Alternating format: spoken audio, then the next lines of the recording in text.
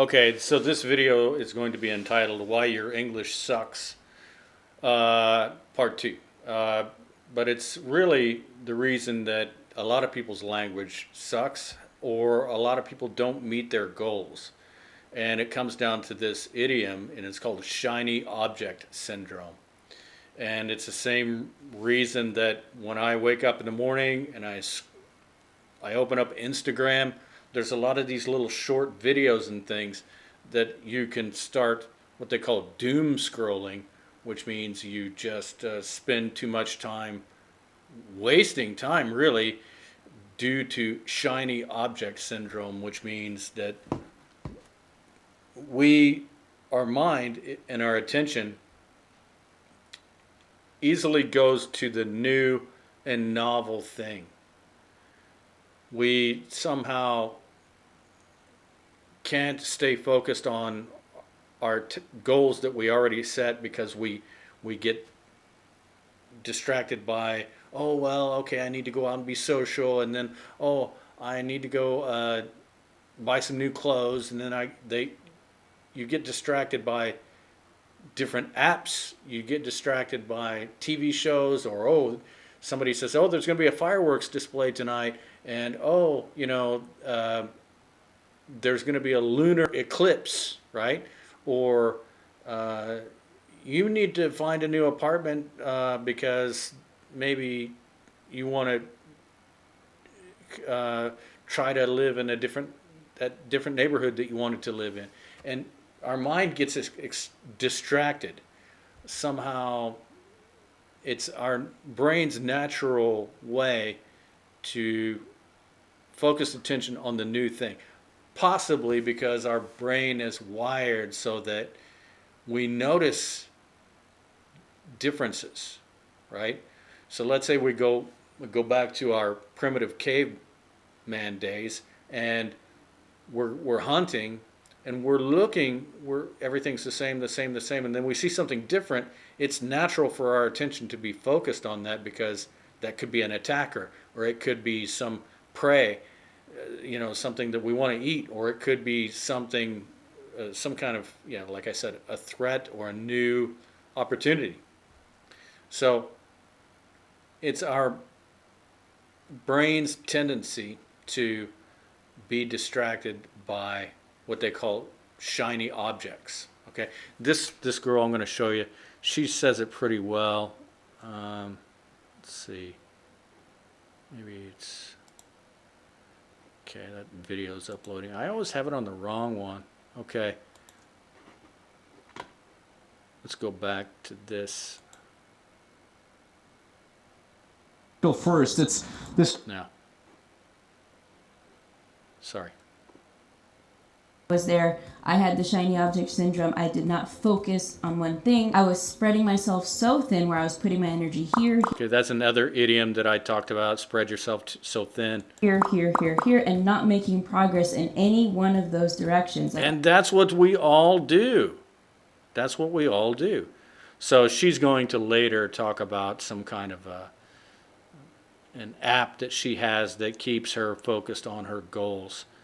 But I just want to talk about, first of all, why so many people can't make progress on their language goals, including me, is because we have this shiny object syndrome, or we also, I think we would prefer to start doing a task that we're not tired of doing. So I have a choice between,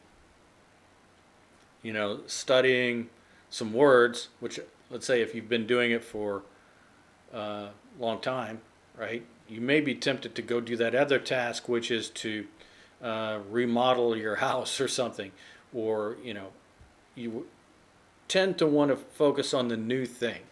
That's why TikTok exists, is because people tend to go, you're scrolling and you go, oh, that puppy's so cute, oh, look at him, oh, that girl, oh, wow, oh, this is a crazy trick they're doing on skateboards. And it's natural to be distracted by these things. So I'm not going to tell you how to focus on your goals. You just have to write them down and try to press against this shiny object syndrome and write your dreams down and keep going at them. That's why school exists. That's why education exists. We could all educate ourselves, but the purpose of like universities or trade schools is that they set it all up and they put it into these digestible, or we say bite size. They set it up into these manageable tasks so that you don't get distracted and give up. They give you a social setting so that you go and you're on this in this group and you're all in the same program, and you would be embarrassed not to finish the program. Whereas if you start educating yourself, you're likely to give up. That's why universities exist. Probably that's why regular brick and mortar universities will still be around for a while, because if you if you have to get up and go to a place and be around some people, and you sort of motivate each other, because let's say if you're studying at home, you might give up due to shiny object syndrome. Okay, so anyway, I just wanted to talk about that, because I actually just heard that last week. Shiny object syndrome. Oh, I knew it existed, but I never heard that expression. And it's also sort of the way crimes are committed, right? And the way like, let's say if I'm going to trick somebody, I distract them, and then I take their wallet because they can be distracted by a shiny object, or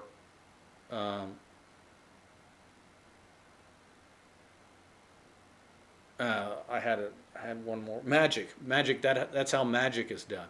You put the shiny object over here while your hand is moving down here, right?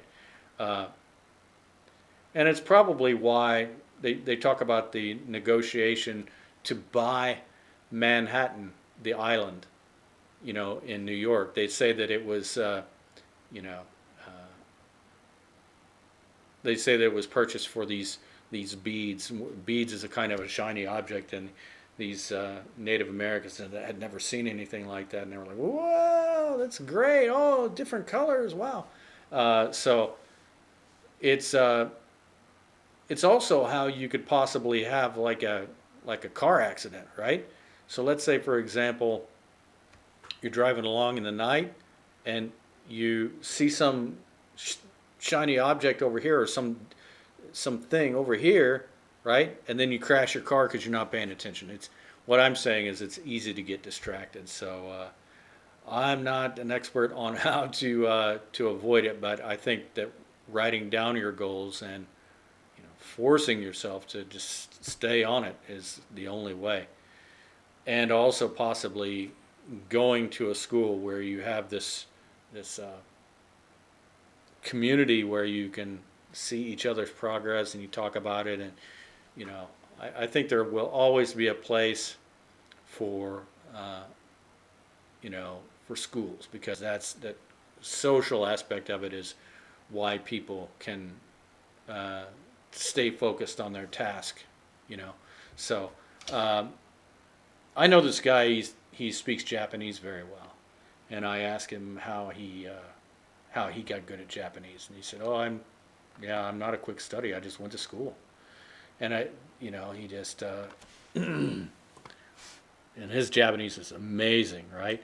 But he just paid the money, and he just showed up every day because he knew his not his classmates. I don't want to say his friends, because sometimes you hate somebody that you're a classmate with and you want to compete against them a little bit, and you don't want them to know you gave up, right? So that's the usefulness of school, and that's why sometimes people's language is not where they would like it to be, and it's the same reason we all get distracted about a lot of things and we don't reach our goals, So I will talk to you on the next idiom.